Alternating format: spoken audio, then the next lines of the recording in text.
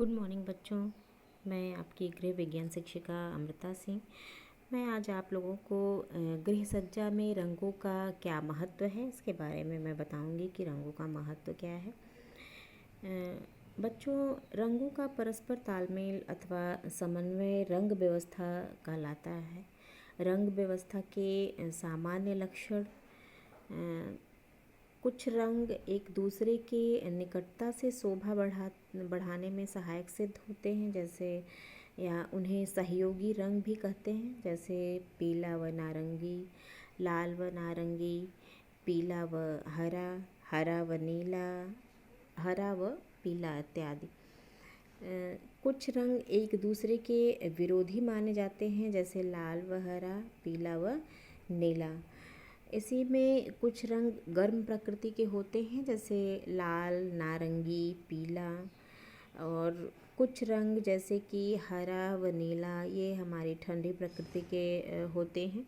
प्रकाश युक्त कमरों को सदैव गहरे रंग से पेंट करना चाहिए और कम प्रकाश वाले या अंधेरे कमरों को सफ़ेद अथवा हल्के रंगों से पेंट करना चाहिए, जिससे उसमें प्रकाश उजाला रह सके। कुछ रंगों में सफ़ेद रंग का पेंट देने से उनके आकर्षण में वृद्धि होती है। कुछ रंगों जो डार्क कलर हम घरों में पेंट करते हैं उसमें सफ़ेद रंग से हम लोग सफ़ेद रंग का जो टच देते हैं उससे हमारा जो गृह सज्जा है वो काफ़ी प्रभावित होता है। उसके बाद हम लोग गृह सज्जा में पर्दे की क्या उपयोगिता है इसके बारे में हम लोग आज जानेंगे कि गृह सज्जा में पर्दे की क्या उपयोगिता है।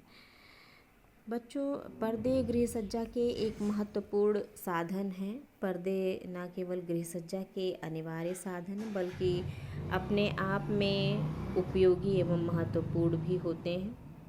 प्राचीन काल में पर्दों का उपयोग पौराणिक पर्दा प्रथा के रूप में किया जाता था, परंतु आज के युग में पर्दे हमारे दैनिक जीवन की आवश्यकता और सज्जा के महत्वपूर्ण साधन बन गए हैं।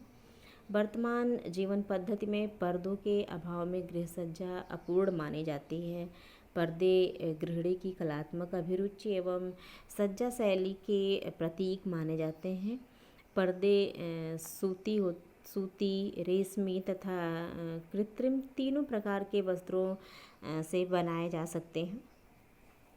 पर्दे की उपयोगिता गृह सज्जा के मुख्य साधन के रूप में पर्दों का बहुत महत्व है।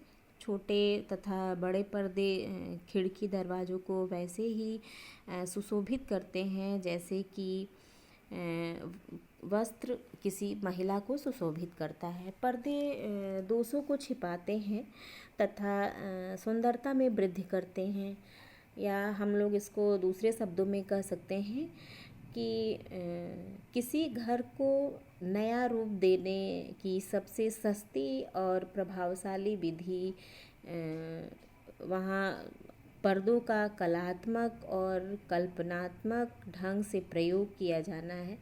पर्दों की उपयोगिता जो है कि कुछ मुख्य बिंदु हैं। पर्दे कमरों की सजावट का महत्वपूर्ण साधन होते हैं। दूसरा हमारा है ये तीव्र प्रकाश एवं वायु तथा तेज गर्मी एवं ठंड से बचाते हैं। पर्दे एकांतता बनाए रखने में महत्वपूर्ण साधन है। घर एक ऐसा स्थान है जहाँ परिवार के सभी सदस्य बाह्य प्रभाव एवं हस्तक्षेप से मुक्त होकर पूर्ण एकांतता का अनुभव करते हैं। इस उद्देश्य की प्राप्ति में पर्दे निश्चित रूप से सहायक सिद्ध होते हैं। शयन कक्ष में लगे पर्दे, सोते समय या ड्राइंग रूम में लगे पर्दे, या मित्र मंडली व अतिथियों के साथ वार्तालाप करते समय घर के सदस्यों को किसी भी प्रकार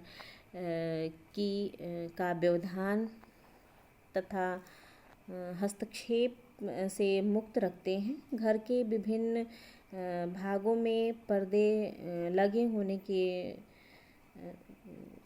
होने से अंदर का जो वातावरण होता है वो शांत और सामान्य बना रहता है। इसी में हमारा चौथा है, पर्दों से खिड़की व दरवाज़ों के दोषों को छिपाया जा सकता है। जो ये हमारे गृह सज्जा में भी सहायक होते हैं। खिड़की और दरवाज़ों के जो दोष होते हैं उसको भी हम लोग छुपा सकते हैं।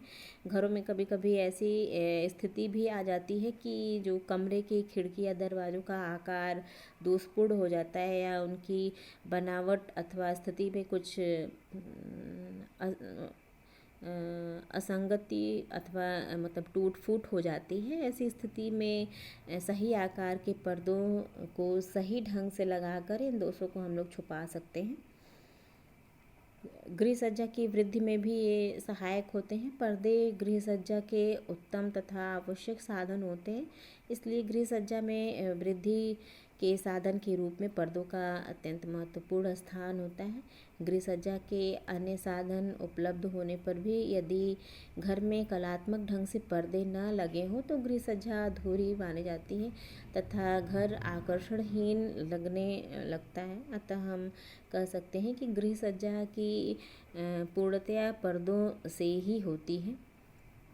अब पर्दों का चयन करते समय हमको किन किन बातों का ध्यान रखना चाहिए। पर्दों का चयन पर्दे लगाने के उद्देश्य को ध्यान में रखते हुए ही किया जाना चाहिए। सही किस्म के पर्दे कमरे की शोभा एवं सौंदर्य में वृद्धि करते हैं। किसी स्थान को धूप से बचाने के लिए वहाँ मोटे तथा गहरे रंग के पर्दे लगाने चाहिए। केवल सजावट के लिए लगाए जाने वाले पर्दे महीन अथवा किसी भी रंग के लिए जा सकते हैं। पर्दों का जो चयन करते समय हम लोग को इन बातों का ध्यान रखना चाहिए।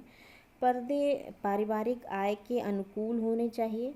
पर्दे मोटे व टिकाऊ होने चाहिए। पर्दे खरीदते समय उनके आकार एवं माप का विशेष ध्यान रखना चाहिए। पर्दों के रंग व डिज़ाइन कमरों के रंग व आवश्यकता के अनुकूल होना चाहिए। पर्दे धुलने पर अधिक सिकुड़ने वाले न होने चाहिए। और नेक्स्ट है, पर्दों के रंग पक्के होने चाहिए ताकि जब हम उसकी धुलाई करते हैं तो वो जल्दी से हल्के ना पड़ जाएं। पर्दे लगाने का ढंग भी आकर्षण व मनोहारी होना चाहिए। पर्दों का कपड़ा जो ऐसा होना चाहिए कि वो ड्राई क्लीनिंग कराने की आवश्यकता ना पड़े, उसको हम लोग घर में ही साफ़ कर सकें। छोटे कमरों में छोटी डिज़ाइन, खड़ी लाइन तथा हल्के रंग वाले पर्दे आकर्षण लगते हैं। और बड़े कमरों में बड़े फूलों वाले तथा बड़े डिज़ाइन वाले कपड़े के पर्दे हम लगा सकते हैं। पर्दे सदैव खिड़की दरवाज़ों के आकार के अनुसार ही खरीदने चाहिए। ये था हमारा पर्दे खरीदते समय किन किन बातों का हमको ध्यान देना चाहिए। उसके बाद हम लोग आगे पढ़ेंगे बच्चों, इसमें गृह सज्जा की शैलियाँ कितनी हैं, इसके बारे में हम लोग पढ़ेंगे कि गृह सज्जा की मुख्य शैलियाँ कौन कौन सी हैं। घर की सजावट की 3 मुख्य शैलियाँ हैं। पहला हमारा है देसी शैली, दूसरा विदेशी शैली और तीसरा हमारा है मिश्रित शैली। अब देसी शैली, यह शैली पूर्ण रूप से भारतीय शैली है। इस शैली में प्राचीन भारतीय परंपराओं की पर्याप्त रूप से महत्व दिया जाता है। इस शैली में रसोई घर में नीचे बैठकर भोजन बनाने तथा चटाई या पटरे पर बैठकर भोजन करने तथा चारपाई पर सोने की व्यवस्था की जाती है। यह शैली परंपरागत शुद्धता पर अधिक ध्यान देती है। दूसरा है विदेशी शैली। विदेशी शैली, इसे हम लोग पाश्चात्य शैली भी कहते हैं। इस शैली के अंतर्गत घर का अधिकांश कार्य खड़े होकर अथवा कुर्सी पर बैठ के ही किया जाता है। इस शैली के अंतर्गत रसोई घर में खड़े होकर खाना बनाने, डाइनिंग टेबल पर